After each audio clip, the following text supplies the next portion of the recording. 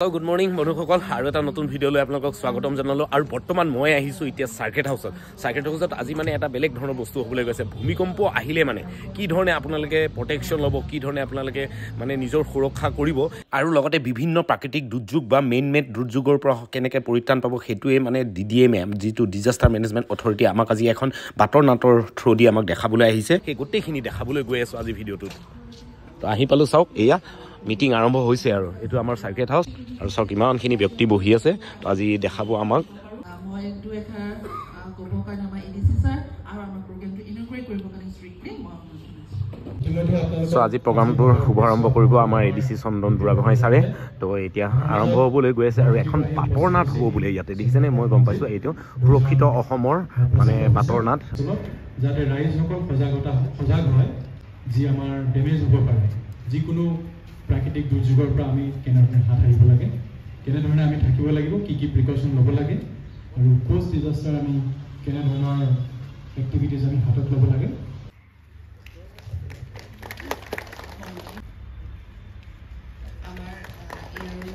মাজত আজি এই বাতৰ নাটখনত উপস্থিত আছে আমাৰ ৰাজীৱ ক্ৰ ডাঙৰীয়া তো এই চাওক কাৰ্বি এক্টৰ আমাৰ এখন মানে ডিজাস্টাৰৰ পৰা মুক্ত কৰি আৰু বচাব পৰাকে সুৰক্ষিত অসমৰ বাবে এখন বাতৰ নাট 2 আগতেও বহুত কিখন কৰা হৈছে তো এইখন 2 নম্বৰ হয় এখন তো কিছু সময় পিছত এতিয়া আৰম্ভ আৰু আমাৰ এক্টৰ দেখিছে এইপিনে ৰাজীৱ ক্ৰ ডাঙৰীয়াও আহিছে কাৰ্বি এক্টৰ হয় তেখেতে খুব ধুনীয়াকৈ বাতৰ প্লে নাট কৰি দেখায় মানে আগে পিছেও আমি দেখিছোঁ আৰু এইপিনে লগতে ফায়াৰ ছাৰ্ভিচৰ গাড়ী চাৰিও আহিছে দেখিছেনে সকলোখিনি দেখাব আৰু লগতে ফায়াৰ ছাৰ্ভিচৰ লগতে ডিজাস্টাৰ মেনেজমেণ্টৰ বহুত কি ব্যক্তি আহিছে তেখেতসকলে এই বাতৰ নাটখন আজি কৰি দেখাব সব বন্ধুসকল আজি বাতৰ নাটখনৰ আৰম্ভণি এতিয়া কৰি আছে ৰাজীৱ কৰদাই এতিয়া ঝাৰু চাৰু মাৰি আছে দেখিছেনে আৰু আৰম্ভ নাটকৰ এতিয়া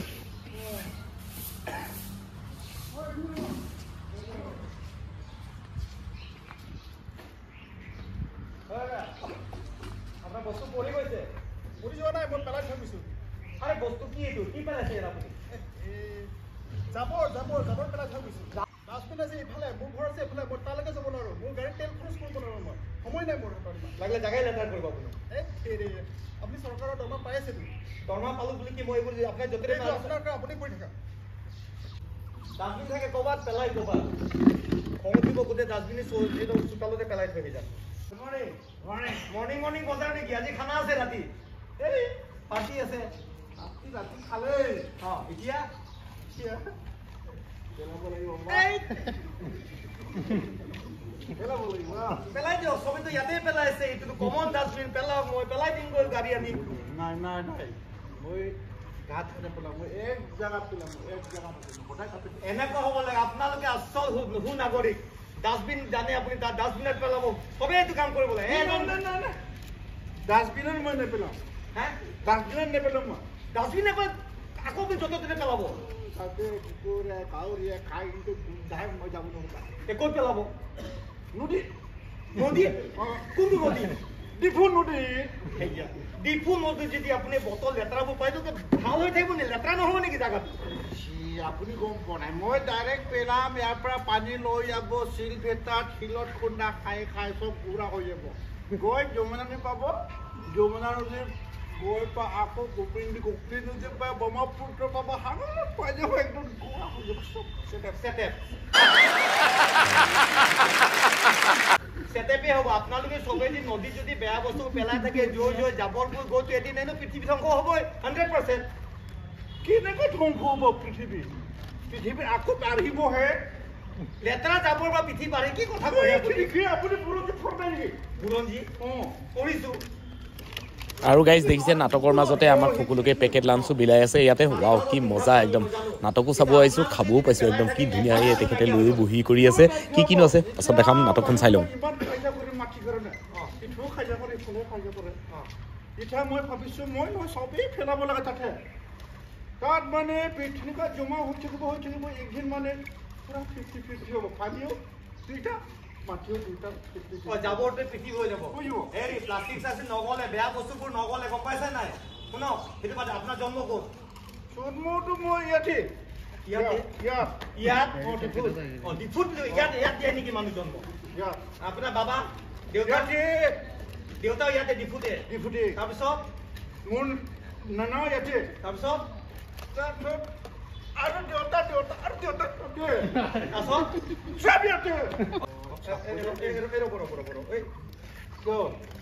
আপুনি দেখোন নাখায় কেনেকৈ কপি আছে নহয় কিবা এটা কপিছে মাটিত মইতো খাইছোঁ বাৰু কপি ঠিক আছে এইটো ভূমিকম্প আহিছে অলপ ভূমিকম্প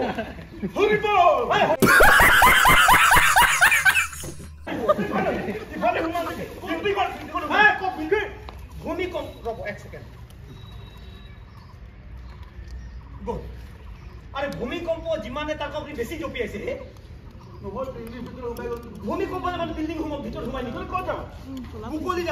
থাকো সব ভূমিকম্প হলে গছ গছি নথকা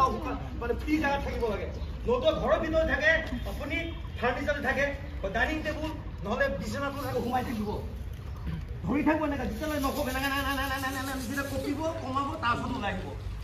আৰু সদায় যেতিয়া ভূমিকম্প আহে সবকে কি সেলফিশ হৈ যায় সবে ভূমিকম্প নিজে দৌড় মারে পুরুতকে পলাই যায় বেমারি মা বাবা আছে লড়া চলে পাহৰি যায় সেইটো নকৰিব বাঁচিব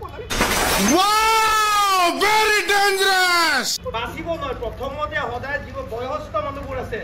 কণ ল'ৰা ছোৱালী আছে বেমাৰী মানুহ তেওঁলোক সুৰক্ষিত জেগাত আনিব লাগিব হয় নহয় ভয় কৰি লাভ নাই আৰু লগে লগে আপোনালোকে যদি কোনোবা যদি ঘৰ ভাঙিছে গছ ভাঙিছে এই মামা খালি মামাৰ নম্বৰ নহয় এইটো হৈছে ডিজাস্টাৰ মেনেজমেণ্ট টোল ফ্ৰী তাতে ফোন কৰিলে তেওঁলোক 24/7 এনি টাইম খোলা থাকে ইমাৰ্জেঞ্চি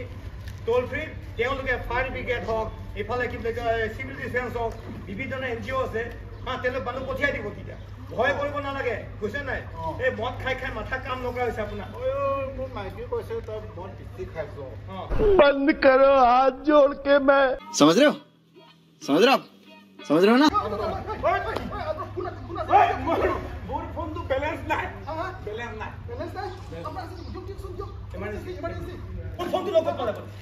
ফটো উঠাব লাগে মই কাৰ ফটো জুই লাগিছে ষ্টেচনৰ ফটো জুই লাগিছে ফটো উঠাব আপুনি ফটো উঠাব লাগে ভিউজৰ কাৰণে আপুনি জুই জ্বলিছে আপুনি ফোন ফায়াৰ ব্ৰিগেডক ফোন কৰক থানাত ফোন কৰক ডিজাস্টাৰ 1077 তিনি ফোন কৰোঁতে কি হৈ যাব নহয় তেতিয়া মই লাইভ দেখাম তেতিয়া চবেই গম পাই যাব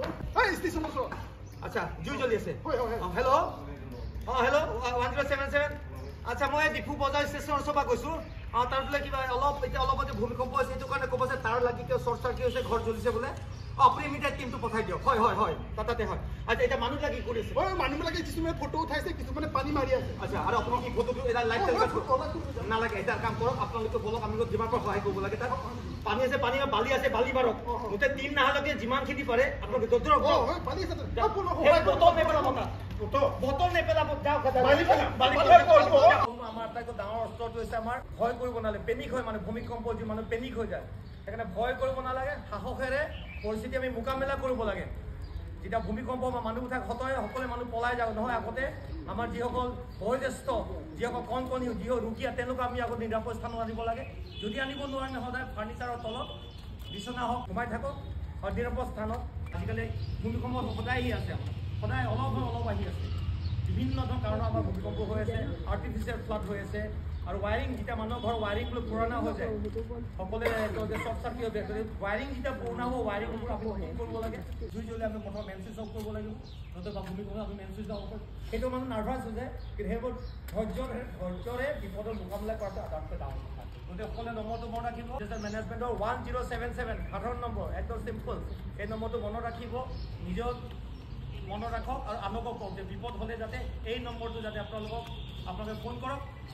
টোল ফ্ৰী আৰু সেই নম্বৰৰ পৰা টিম আহিব আৰু আপোনালোকক উদ্ধাৰ কৰিব তো গাইজ দেখিলে এখন সৰু চুটি বাতৰনাট আছিলে যিখনত মানে প্ৰাকৃতিক দুৰ্যোগৰ ওপৰত আমি কি কৰিব লাগে আৰু জাবৰ জোঁথৰ য'ত ত'ত পেলাব নালাগে চৰকাৰৰ ফালৰ পৰা যদি জাবৰ জোঁথৰ চাফ চিকুণো কৰে সেই বুলি আমি যে য'তে ত'তে পেলাম এইটো কথা নহয় জেগাত নিৰ্দিষ্ট জেগাত মানে ডাষ্টবিন থাকে সেই ডাষ্টবিনত গৈ পিনে জাবৰ জোঁথৰবিলাক পেলাব তাৰপিছত ভূমিকম্প আহিলে কি কৰিব লাগে 1077ত ডাইল কৰিব তাৰপিছত বানপানী আদি কৰি বিভিন্ন সমস্যা প্ৰাকৃতিক দুৰ্যোগৰ যিবিলাক আছে সমস্যা এই সমস্যাবিলাক যেতিয়া আহে আপোনালোকে 1077ত ফোন কৰিব আৰু গাইজ আমাৰ মাজত আছে আমাৰ বিখ্যাত এক্টৰ আমাৰ ৰাজীৱ প্ৰদা আৰু তেখেতে আজি এই বাতৰনাটখন পৰিচালনা কৰিছিলে নিজে এক্টিঙো কৰিছিলে নিজে লিখিছিলেও দুআষাৰ কিবা ৰাইজক ক'ব নেকি সেই ডিজাষ্টাৰৰ ওপৰত মই ইয়াত ডিফুদাৰ পৰা প্ৰায়খিনি মানে বাতৰনাট কিয় মানে সজাগতামূলক বিভিন্ন ধৰণৰ কামবিলাক কৰি আছোঁ। গতিকে এবাৰ যিটো প্ৰাকৃতিক দুৰ্যোগৰ যি বিভাগটো তেওঁলোকে ক'লে কোৱাৰ কাৰণে আৰু অলপ আগবাঢ়ি আহিছোঁ। স্ক্ৰিপ্ট লিখিলোঁ আগতে পঢ়িলে, গতিকে 2খন স্ক্ৰিপ্ট লিখিছোঁ মই। এখন মানে আমাৰ চহৰ ভিত্তিক আৰু গ্ৰাম্য জিলাৰ যি চহৰ ভিত্তিত আমি অসমীয়াতে কৰিম প্ৰায়, কিন্তু গাঁৱৰ ভিত্তিটো আমি গাঁৱৰ মানুহ, গতিকে তাত কাৰ্বিতে কম লৈ আহিছোঁ। কাৰ্বিতে কম যেতিয়া মানুহে তাতে বুজি পায়। গতিকে মেইন উদ্দেশ্যটো হৈছে আমি ভূমিকম্প, আজিকালি সদায় ভূমিকম্প হৈ আছে আৰু প্ৰকৃতিৰ প্ৰাকৃতিক দুৰ্যোগটো আছে, প্ৰকৃতিটো লীলা আছে, কেতিয়াবা বতাহ ঢেৰেকনি হ'ব পাৰে, ডাঙৰ বৰষুণো হ'ব পাৰে, তাৰপিছত ইফালে কি বুলি কয় ভূমিকম্প হ'লে মানে কৃত্ৰিম বানপানী হ'ব পাৰে। মানুহ কিয় সেই সময়ত ভূমিকম্প যি নহওক সেই সময়ত মানুহবিলাক ভয় কৰে, আচলতে নাৰ্ভাছ হৈ যোৱাৰ লগত সেই নাৰ্ভাছ হৈ ভূমিকম্প হ'লে দৌৰি যায় মানুহবিলাক, দৌৰি গৈ তেতিয়া বেছি কেজুৱেলি হোৱাৰ চান্সেছ বেছি থাকি যায় তেনেকৈ। গতিকে সেই সময়টো হৈছে সদায় নিয়মে যে যেতিয়া বিপদ, যিকোনো বিপদো আমাৰ ধৈৰ্য আৰু সাহসেৰে আমি মোকাবিলা কৰিব লাগে। আৰু ৰাজ্যক এটা কথা কওঁ যে কিছুমানে ক'ত ফোন কৰিব ক'ত নকৰিব মনত নাথাকে। মেইন হৈছে কি 1077 1077 এয়া হৈছে মেনেজমেণ্ট ডিজাষ্টাৰ নম্বৰ, এইটো ইমাৰ্জেঞ্চি ট'ল ফ্ৰী নম্বৰ, এইটো 24 ঘণ্টা খোলা থাকে। গতিকে সেইটো আপোনালোকে ফোন কৰিলে যিকোনো বিপদত, মানে প্ৰাকৃতিক দুৰ্যোগৰ বিপদত, ক'ৰবাত ঘৰ ভাঙিছে বোলে, ক'ৰবাত বানপানী কিবা হৈছে, ভূমিকম্প মানুহ ফচি আছে, জুই জ্বলিছে মানুহ ফচি আছে, হয়তো ফায়াৰ ব্ৰিগেডৰ নম্বৰ, থানা নম্বৰ নাথাকিব পাৰে, কিন্তু 1077টো সকলোৱে মনত লিখি থৈ দিয়ক। তেতিয়া তেওঁলোক আৰু এটা মনত ৰাখিব, যেতিয়া ক'ব আপোনাৰ ঠিকনাটো যাতে সঠিকভাৱে শুদ্ধ, তেতিয়া যাতে তেওঁলোকে বিচাৰোঁ অতি সোনকালে সহজভাৱে যে সোনকালে যাতে জেগাত আহি পায়, সেইটোৱে ডাঙৰ কথা। গতিকে আৰু ৰাইজক কওঁ যেতিয়া ডিজাষ্টাৰ ফায়াৰ ব্ৰিগেডবোৰ আহে বা এম্বুলেঞ্চবোৰ আছে বিপদৰ সময়ত এইবিলাক সহায় কাৰণে, তেতিয়া সকলোৱে যাতে বাট পথবোৰ সোনকালে এৰি দিব লাগে তেওঁলোকৰ, কাৰণ তেওঁলোকেতো এনেই চাইৰেন বজাই নাযায় বা এনে কিবা ক'ৰবাত সেই আপোনাৰ সেই 1 মিনিটৰ কাৰণে লেট কৰোঁতে যে কাৰোবাৰ বহুত ডাঙৰ বিপদ হ'ব পাৰে, গতিকে যিমান পাৰে সোনকালে এৰি দিব লাগে তেওঁলোকক বাট মুকলে, যাতে তেওঁলোকৰ যে সুকলমে দিয়াগতে উদ্ধাৰ কৰিব পাৰে। অ'কে, তো ৰাজীৱ দা ইমান ধুনীয়া এটা আমাক ইনফৰমেশ্যন দিলে, ৰাজীৱ দালে ধন্যবাদ জনালোঁ। আৰু ৰাজীৱ দাৰ লগত সহযোগ দিছিলে বাটৰনাথখনত দাদাৰ নামটো মহেন্দ্ৰ টেৰণ আৰু আপোনাৰ নামটো বৰসিং টেৰণ, আৰু আপোনালোকক সকলোকে ধন্যবাদ জনালোঁ। তো আজি বাটৰনাথখন কেনেকুৱা পালে, আৰু সকলোৱে সুৰক্ষিত থাকক, কিবা বিপদ হ'লে 1077ত আপোনালোকে ফোন কৰিব। তো এইটোৱে এটা আছিলে সৰু এখন বাটৰনাথ, অসমৰ বাবে সুৰক্ষিত। আজি ভিডিঅ'টো ইয়াতে শেষ কৰিছোঁ, অন্য এটা ভিডিঅ'ত লগ পোৱাৰ প্ৰতিশ্ৰুতিৰে আজিলৈ ধন্যবাদ, থেংক ইউ, বাই বাই, জয় অসম।